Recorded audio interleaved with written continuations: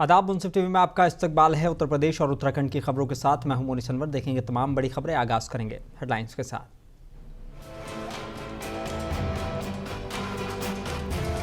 India block का हिस्सा बन सकती है वाईएसआरसीपी। जगन को सपोर्ट करने पहुंचे अखिलेश और राउत समेत कई विपक्षी नेता।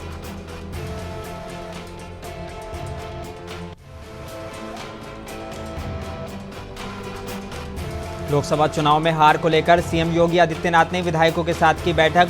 बरेली जोन के विधायकों ने बताई हार की वजह।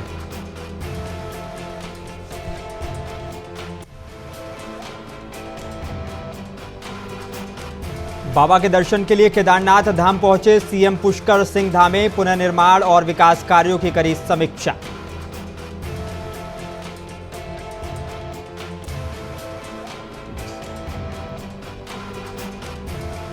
और अलीगढ़ में बदमाशों ने अलीगढ़ मुस्लिम यूनिवर्सिटी परिसर में 2 कर्मचारियों को मारी गोली। पुलिस जांच में जुटी।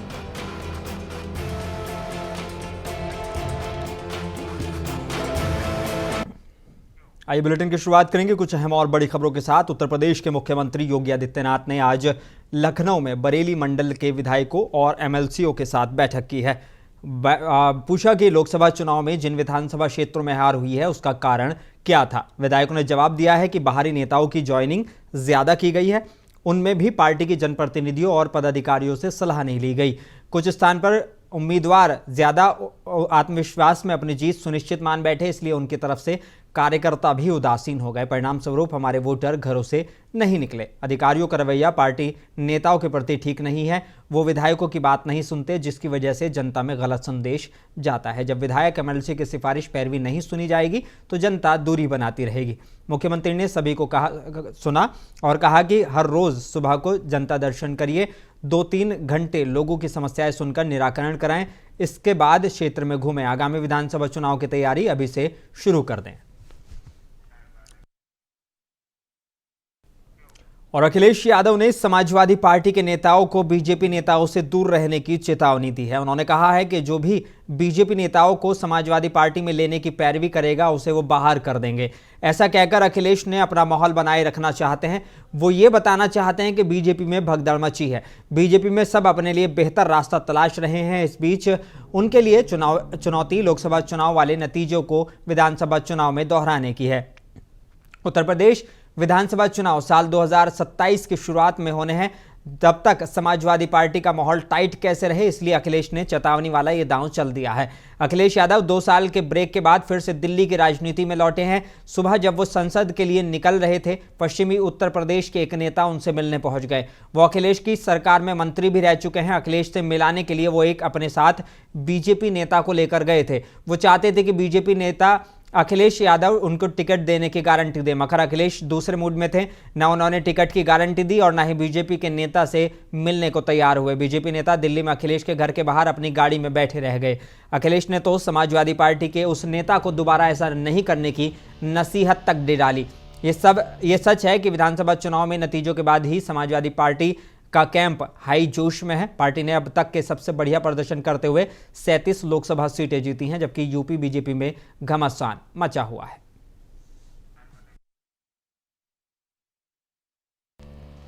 और आंध्र प्रदेश के पूर्व मुख्यमंत्री जगन मोहन रेड्डी ने दिल्ली के जंतर मंतर पर राज्य की नवनिर्वाचित सरकार टीडीपी के खिलाफ धरना प्रदर्शन किया। इस दौरान जगन मोहन रेड्डी ने चंद्रबाबू नायडू की सरकार के खिलाफ राज्य में हिंसा फैलाने और युवजन श्रमिक राइथु कांग्रेस पार्टी यानी कि वाईएसआरसीपी के कार्यकर्ताओं को निशाना बनाए जाने का आरोप लगाया है। उनके इस धरना प्रदर्शन को इंडिया गठबंधन का भी सपोर्ट मिलता दिखा। कई विपक्षी पार्टियों के नेता जगन के इस धरना प्रदर्शन में पहुंचे और केंद्र सरकार पर हमला बोला। इस दौरान जगन की पार्टी को इंडिया गठबंधन का हिस्सा बनाने की कवायद भी देखने को मिली। जगन मोहन के धरना प्रदर्शन में समाजवादी पार्टी के प्रमुख अखिलेश यादव और रामगोपाल यादव पहुंचे, जबकि शिवसेना यूबीटी के नेता संजय राउत, प्रियंका चतुर्वेदी और अरविंद सावंत भी पहुंचे। वहीं टीएमसी के नजीबुल हक और जीएमएम के विजय हासदा, आम आदमी पार्टी के नेता राजेंद्र पाल गौतम और एआईएडीएम के नेता थम्बी दुराई भी जगन के साथ देने के लिए पहुंचे हैं। इस दौरान तमिलनाडु की वीसीके पार्टी ने जगन मोहन से इंडिया गठबंधन का हिस्सा बनने की अपील की है।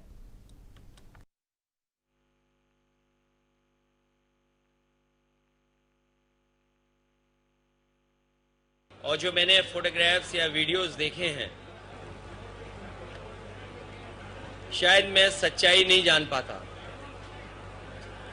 पॉलिटिक्स में कभी आप सत्ता में रहते हैं, कभी सत्ता से बाहर चले जाते हैं।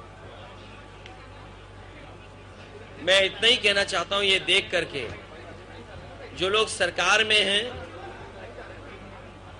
उन्हें सादगी रखनी चाहिए, दूसरे लोगों के सुनना चाहिए। और उत्तराखंड के सीएम पुष्कर सिंह धामी रुद्रप्रयाग स्थित केदारनाथ मंदिर पहुंचे। मुख्यमंत्री ने बाबा केदारनाथ का दर्शन किया और विधिवत पूजा की। दर्शन के बाद बाहर आकर सीएम धामी ने सभी का अभिवादन स्वीकार किया। सीएम धामी ने विकास यात्रा पर बात की है। पवित्र श्रावण मास में है और बाबा हम सब पर कृपालु हैं, दयालु हैं। आज बाबा से प्रार्थना की है कि संपूर्ण प्रदेशवासियों को सभी प्रकार की जो है सुख समृद्धि दें, सबके लिए सभी मनोकामनाएं पूर्ण करें भगवान। और उत्तर प्रदेश के जिला कुशीनगर के हाटा कोतवाली के सुकरौली पुलिस चौकी पर हो रही पंचायत के दौरान पूर्व ग्राम प्रधान प्रतिनिधि के मौत के मामले में समाजवादी पार्टी के राष्ट्रीय अध्यक्ष और पूर्व मुख्यमंत्री अखिलेश यादव ने संज्ञान लिया और उन्होंने सपा प्रतिनिधिमंडल को मृतक के परिवार से मिलने के लिए भेजा है। वहीं आज प्रतिनिधिमंडल पीड़ित परिवार के घर पहुंचा, जिसमें पूर्व मंत्री राधेश्याम सिंह और उनके सैकड़ों की संख्या में सपा और कांग्रेस के कार्यकर्ता मौजूद रहे। परिजनों ने सपा प्रतिनिधिमंडल से सारी घटना को से अवगत कराया। उन्होंने कहा कि नामजद रिपोर्ट दर्ज कराने के 6 दिन बाद भी कोई गिरफ्तारी नहीं हुई है। यहां तक पैसे के बल पर सुलह करने का दबाव बनाया जा रहा है। पूर्व मंत्री राधेश्याम सिंह ने घटना को उच्च अधिकारियों से अवगत कराया है और उत्तर प्रदेश सरकार से भी 50 लाख रुपए की आर्थिक मदद की मांग की है।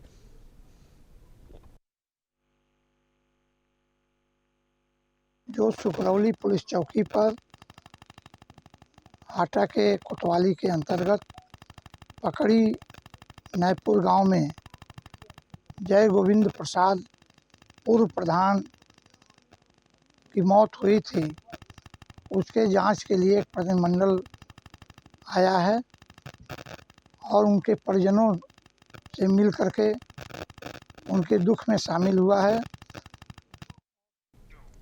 और पहाड़ों पर हो रही मूसलाधार बारिश से जहां गंगा और नदियों का जलस्तर तेजी से बढ़ रहा है, इसका अंदाजा शायद 3 सगे भाइयों को नहीं हो सका जो खेत से वापस लौट रहे थे और नदी को पार करने लगे। एक दूसरे को बचाने के चक्कर में तीनों भाई पानी के तेज बहाव में डूबते चले गए। गोताखोरों की मदद से तीनों की तलाश की जा रही है। हालांकि पीएससी फ्लड कंपनी के जवान भी नदी से तीनों की तलाश कर रहे हैं। पुलिस प्रशासन से लेकर एक कंपनी पीएससी फ्लड को भी पानी में तलाशी के लिए लगाया गया है। रोजाना की तरह तीनों सगे भाई अपने खेतों में पानी देने के लिए गए थे, लेकिन वापस घर नहीं लौटे, बल्कि 2 अन्य लोगों ने तीनों भाइयों के डूबने की खबर परिवार वालों को दी है। 3 सगे जवान भाइयों के डूबने से परिवार का रो रो कर बुरा हाल है। अफजलगढ़ क्षेत्र के रफतपुर गांव में 3 सगे भाइयों के डूबने की सूचना प्राप्त हुई, जिस सूचना पर तत्काल पूरी फोर्स मौके पर पहुंच गई है। गोताखोरों की मदद से तीनों सगे भाइयों को ढूंढा जा रहा है। फ्लड कंपनी भी रवाना है। उत्तर प्रदेश के जिला बुलंदशहर से निकलने वाली काली नदी पर अवैध कब्जे को लेकर विधायक ने बुलंदशहर के जिलाधिकारी को पत्र लिखा है। जिलाधिकारी बुलंदशहर ने विधायक के पत्र का संज्ञान लेकर उचित कार्रवाई करने का आश्वासन दिया है। जिलाधिकारी बुलंदशहर ने बताया कि कहीं कहीं मिट्टी जमा होने के कारण पानी में अवरोध होता था, जिसको पिछले साल भी राज्य से टीम और सिंचाई विभाग की टीम द्वारा सही कराया गया था। जिलाधिकारी बुलंदशहर ने बताया कि विधायक ने जो अवैध कब्जे की बात कही है, उसे संबंध में एडीएम F&R के नेतृत्व में टीम का गठन किया गया है। जांच में जहां भी अवैध कब्जा पाया जाएगा उसको तत्काल कब्जा मुक्त कराया जाएगा। जनपद बुलंदशहर में काली नदी पर अवैध कब्जे को लेकर के माननीय विधायक सदर श्री प्रदीप चौधरी द्वारा एक पत्र लिखा गया है। इस संबंध में अवगत कराना है कि काली नदी हापुड़ से प्रवेश करके पूरे जनपद से होते हुए अलीगढ़ को प्रवेश करती है और शहर के बीचों बीच बुलंदशहर से निकलती है। बुलंदशहर उत्तर प्रदेश के बुलंदशहर में एसबीआई के मिनी बैंक ग्राहकों से धोखाधड़ी का मामला सामने आया है। 700 से 800 ग्राहकों के एक अकाउंट्स को खाली कर एसबीआई का मिनी बैंक संचालक फरार हो गया। किसौली एसबीआई मिनी बैंक संचालक प्रमोद कुमार शर्मा जमीन घर बेचकर पत्नी बच्चों के साथ फरार हो गया है। पीड़ित ग्रामीण एसएसपी दफ्तर पहुंचे और धोखाधड़ी की शिकायत की। बुलंदशहर की स्याना कोतवाली इलाके के गांव किसौली के मिनी बैंक का ये मामला बताया जा रहा है। यहाँ कप्तान साहब को अपने गांव के ग्रामीणों हमारे ग्राम हाजीपुर से, और SBI में इनके खाते थे। एक ब्रांच होती थी ग्राम किसोला जो SBI सियाना ब्रांच से कनेक्टेड थी, उसको संचालन जो करते थे वो प्रमोद कुमार शर्मा करते थे, जो इस वक्त अपने जो उसको बंद करके चले गए हैं। उत्तर प्रदेश के अलीगढ़ मुस्लिम यूनिवर्सिटी के परिसर में मोटरसाइकिल सवार बदमाशों ने 2 कर्मचारियों को गोली मार दी है। अधिकारियों ने जानकारी देते हुए बताया कि दोनों कर्मचारियों को गंभीर हालत में अस्पताल में भर्ती कराया गया है। पुलिस सूत्रों ने बताया कि AMU के कर्मचारी मोहम्मद नदीम और कलीम यूनिवर्सिटी परिसर के अंदर 2 पहिया वाहन से जा रहे थे, तभी रास्ते में मोटरसाइकिल सवार 2 हमलावरों ने उन्हें रोका और नज़दीक से गोली मार दी। उन्होंने बताया कि गोली चलने की आवाज़ सुनकर यूनिवर्सिटी सुरक्षा गश्ती दल ने हमलावरों का पीछा किया और उन्हें पकड़कर पुलिस के हवाले कर दिया। सूत्रों ने बताया कि हमलावरों से पूछताछ की जा रही है। AMU प्रॉक्टर मोहम्मद वसीम अली ने बताया कि घायल कर्मचारियों को जवाहरलाल नेहरू मेडिकल कॉलेज अस्पताल में उपचार किया जा रहा है। उन्होंने बताया कि प्रारंभिक जाँच में ऐसा पता चला है कि हमला पुरानी रंजिश को लेकर किया गया है। वहाँ पर गोली चली है, कई राउंड गोली चली है और उसमें 2 लोग जख्मी हुए हैं। जो घायल लोग थे उनको फौरन मेडिकल कॉलेज पहुँचा दिया गया और जैसे ही हमको इत्तला मिली वो हमारी सिक्योरिटी स्टाफ में वहाँ पर राउंड पे था। उत्तर प्रदेश के जौनपुर में आजमगढ़ मार्ग पर 4 लेन किया जा रहा पचरहियां तक की सड़कें चौड़ी हो गई हैं, लेकिन शहरी इलाके के में गोमती नदी पर बना शास्त्री पुल काफ़ी सकरा है। इसी वजह से उसके समानांतर करीब 29 करोड़ रुपए की लागत से एक नए पुल का निर्माण सेतु निर्माण निगम कर रहा है। करीब 1 साल से नदी को दोनों छोर पर बड़ा पिलर बनाया जा रहा है। आज रात पानी के बहाव के चलते दोनों पिलर धीरे धीरे धराशायी होने लगे। पुल बनाने में जुटे इंजीनियरों ने आनन फानन में पिलर को लोहे के मोटे तारों से बांध दिया, जिसके कारण दोनों स्तंभ पानी में बहने से बच गए हैं, लेकिन बड़ा हादसा होने से टल गया है।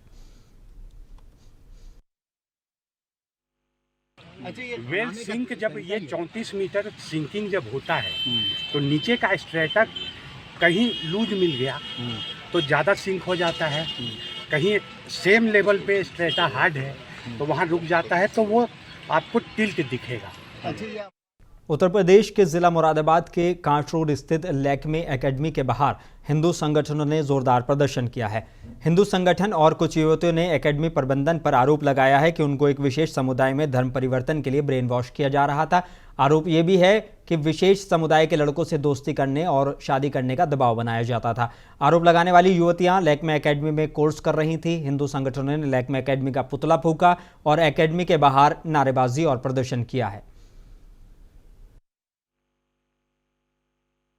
देखिए, उस एकेडमी में वहाँ पर कुछ छात्र हैं जो कि वहाँ पे ट्रेनिंग ले रहे हैं और उनके द्वारा एक प्रार्थना पत्र दिया गया और जिसके क्रम में थाना सिविल लाइन पे अभियोग पंजीकृत किया गया है। अभियोग 603/24 थाना सिविल लाइन और इसमें BNS की धारा 299, 351(2) और 3181 के अंतर्गत पंजीकृत किया गया, जिसकी और प्रतापगढ़ जिले के रानीगंज थाना इलाके की एक किशोरी को घर पहुंचाने का झांसा देकर बेलसंडी का रहने वाला एक शख्स अपने साथ बाइक से ले गया और अपने गांव के करीब एक सुनसान स्थान पर स्थित फार्म हाउस पर ले गया। यहां उसने अपने साथी तीन साथियों के साथ सामूहिक दुष्कर्म किया। रात में उसे छोड़कर फरार हो गया। दूसरे दिन होश में आने पर लड़की घर पहुंची। पहले तो लोकलाज के डर से पीड़िता के बाबा ने शिकायत नहीं की, लेकिन फिर शाम को पुलिस की तहरीर देते हुए कार्रवाई की मांग की गई। पुलिस ने चारों आरोपियों के खिलाफ मुकदमा दर्ज कर तलाश के लिए दबिश दी। हालांकि आरोपी घर छोड़कर फरार हो गए। किशोरी से सामूहिक दुष्कर्म के नामजद आरोपियों को पकड़ने के में नाकाम पुलिस राजस्व टीम और बुलडोजर लेकर उनके घर पहुंची। आरोपी घर में ताला बंद कर फरार हो गए। टीम को उनकी लोकेशन टकवा में मिली तो छापा मारा, लेकिन वो हाथ नहीं आए। 2.5 घंटे तक चली कवायद। राजस्व विभाग ने ये कहते हुए रोक दिया कि नजरी नक्शा के मिलान बिना पैमाइश संभव नहीं है। इधर रात में सामूहिक दुष्कर्म के 2 आरोपी पुलिस के साथ मुठभेड़ में गिरफ्तार कर लिए गए हैं। उत्तर प्रदेश के ललितपुर में शहरी भाग सहित मेहरौनी, मडावरा, पाली सहित सभी तहसील जलमग्न हो गई हैं। कई गांव और घरों में जबरदस्त जलभराव देखने को मिला है। गांव में 3 से 4 फुट पानी भरा हुआ है और कई गांव का जिला मुख्यालय से संपर्क तक टूट गया है, जबकि कई मार्ग बंद हैं। आला अधिकारी मौके पर पहुंच रहे हैं और जायजा भी ले रहे हैं। बता दें कि ललितपुर जिला प्रशासन हाई अलर्ट पर है। कई गांवों में घरों में पानी भरने से घर में रखा अनाज भी डूब गया है। वहीं ललितपुर शहरी भाग में खुली नगरपालिका की पोल खुल गई है। कई मोहल्लों में जल भराव देखने को मिला है। अगर इसी तरह और बरसात होती रही तो स्थिति और भी खराब हो सकती है, क्योंकि लगातार बारिश हो रही है। वहीं सूत्रों से मिली जानकारी के मुताबिक तहसील पाली इलाके के अंतर्गत बाढ़ से प्रभावित होने वाले लोगों की सहायता के लिए कंट्रोल रूम की स्थापना कर दी गई है, जिसमें 3 अधिकारियों के मोबाइल नंबर दिए गए हैं, जिनसे बाढ़ पीड़ित व्यक्ति तत्काल सहायता के लिए कंट्रोल रूम में दिए गए नंबरों पर संपर्क कर सहायता ले सकते हैं। ये अपन तहसील के बगल में उस तरफ है, नाले की उस तरफ अपना मकान है। जाने आने का रास्ता सर बंद हो चुका है, क्योंकि नाला छोटा है, यानी कि उसका पुल छोटा है और जाने आने का कोई निकास यही है मेन मार्ग है।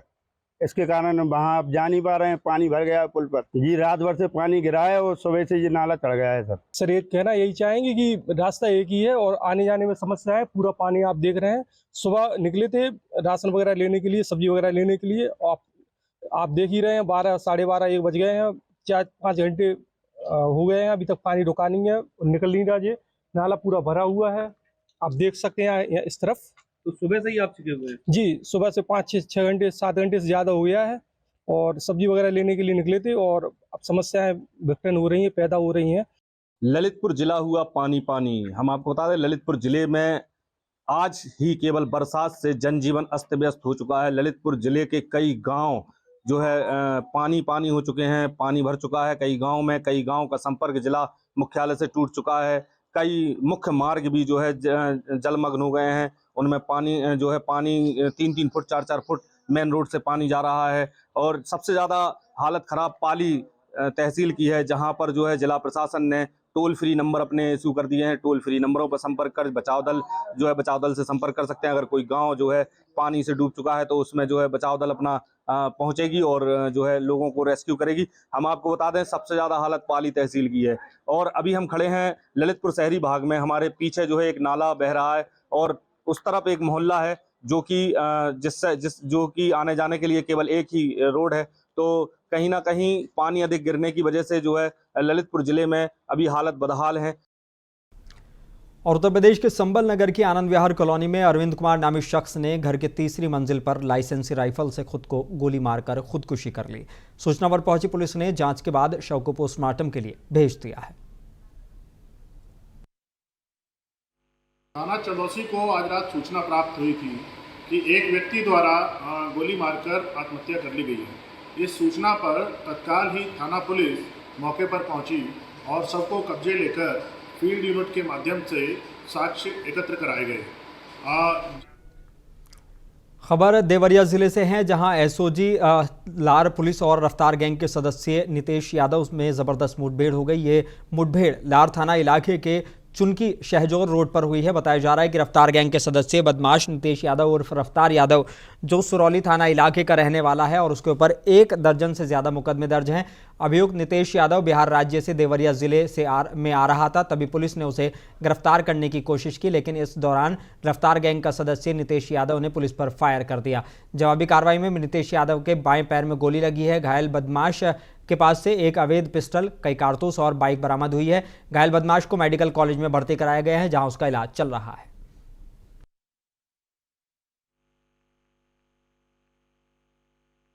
सोशल मीडिया पर एक वीडियो वायरल होना पाया गया, जिसमें युवक द्वारा वाहन पर लाल बत्ती लगाकर वीडियो बनाया गया था, जिसके संबंध में थाना कोतवाली पुलिस द्वारा वाहन को सीज करते हुए युवक के विरुद्ध निरोधात्मक कार्रवाई की गई है।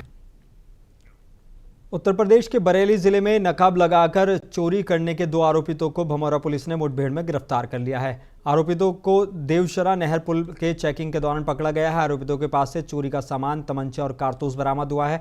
भमौरा पुलिस के अनुसार पकड़े गए आरोपियों के पास से सोने की चैन, मोबाइल, रुपया, तमंचा और कारतूस बरामद किया गया है।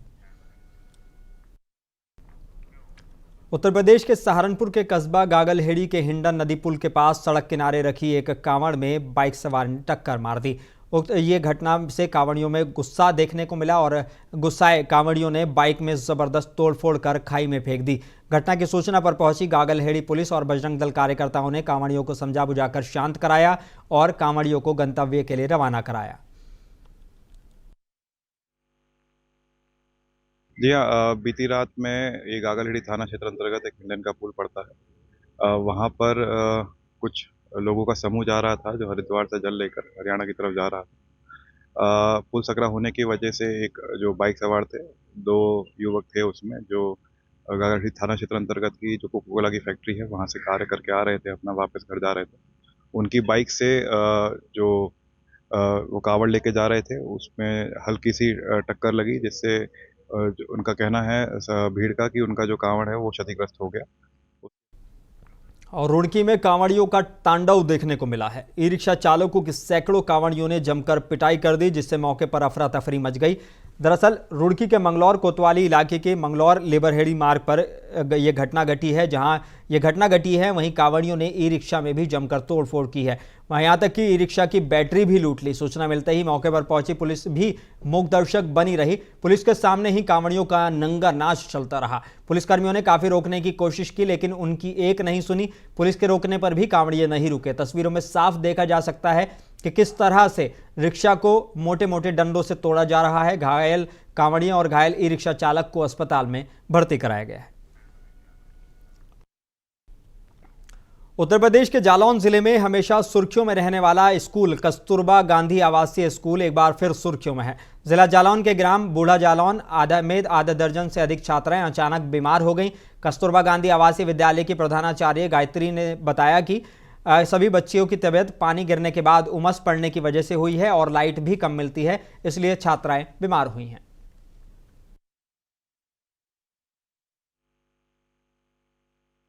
गर्मी ज़्यादा पड़ रही है, लाइट रहती नहीं है, उसकी कटौती बराबर होती है। तो कल बारिश होने की वजह से उमस हुई, उमस की वजह से बच्चों का जी घबरा है, पेट दर्द हुआ, किसी को दस्त हुआ और रात में 1-2 बच्चों को फीवर हो गया, तो इसलिए हम दिखाने चले आए। और उत्तर प्रदेश के झांसी में अवैध तरीके से खोदा गया बेसमेंट तालाब बन गया है, जिसकी वजह से आसपास के लोगों में दहशत बनी हुई है कि कहीं उनका मकान न गिर जाए। बताने कि सारे नियमों को ताक पर रखकर घनी आबादी वाले इलाके में जेसीबी मशीन से खोद कर तालाब बेसमेंट बनाया गया और आज भारी बारिश होने से जो तालाब में तब्दील हो गया। भारी बारिश होने से तालाब बने अवैध बेसमेंट से आसपास के रहने वाले लोगों में मकान गिरने और जनहानि होने की आशंका के चलते दहशत का माहौल बना हुआ है। लगातार मीडिया में जनता की आवाज उठाने के बाद भी जिम्मेदार विभाग मौन बना बैठा है। वहीं क्षेत्रीय पार्षद लगातार कार्रवाई की मांग कर रहे हैं। जमीन मालिक तो ये कह रहे हैं ऐसे बहुत पार्षद आते हैं बीजेपी के और भारतीय जनता पार्टी के जी हैं, और वो तो खुल के वो आम पार्टी के पार्षद को लेके खुल के बदमाशी कर रहे हैं। और यहाँ गरीब आदमी मर जाएगा, इन्हें कोई ले आएगा जिंदा करके। मकान उनके तिरछे हो गए, मैं दीवार समझ लो धसक रही है, सीढ़ इतनी है कि मकान तो टूटना ही है उनको।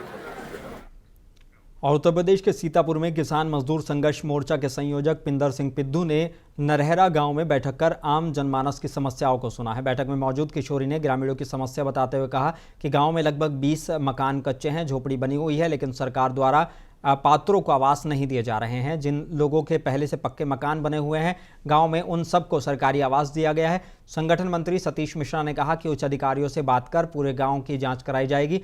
जो लोग पात्र हैं उन सभी पीड़ितों को संगठन आवास दिलाने के लिए हर संभव कोशिश करेगा।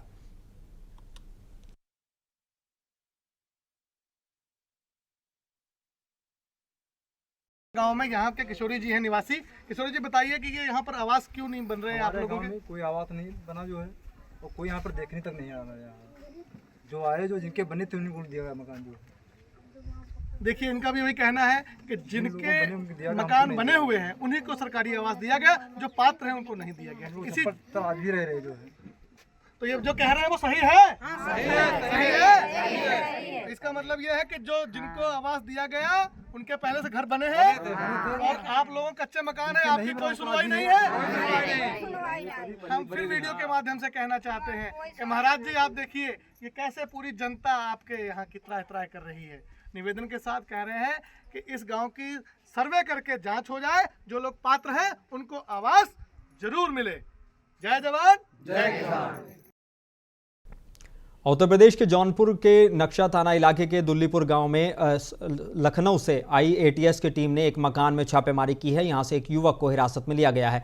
वहीं मामले को लेकर जब एटीएस के अधिकारियों से बात की गई तो उन्होंने कुछ भी बोलने से साफ इनकार करते हुए बस इतना कहा कि जल्द ही इस मामले की प्रेस रिलीज जारी कर बता दिया जाएगा। बता दें कि 2 गाड़ियों में सवार एटीएस के अधिकारी अपनी टीम के साथ पहुंचे थे और एक शख्स है जिसका नाम मोहम्मद अशरफ पुत्र निसार अहमद बताया जा रहा है, उसके मकान पर छापा मारा और घंटों छानबीन की। बता दें कि मोहम्मद अशरफ को अपने साथ हिरासत में लेकर गाड़ी में बैठाकर पुलिस रवाना हो गई है।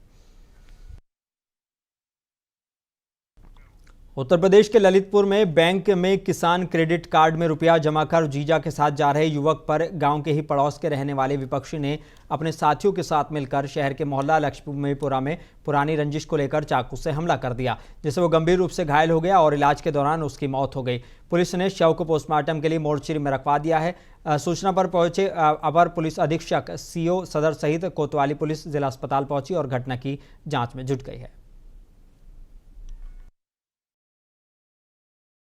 यहाँ से हम केसीसी जमा करके काफ़ी आए थे उनका संतराम का, तो यहाँ तारापुरा की पुलिया में अंदर प्रकाश से सामने से छड़ा मार दिया।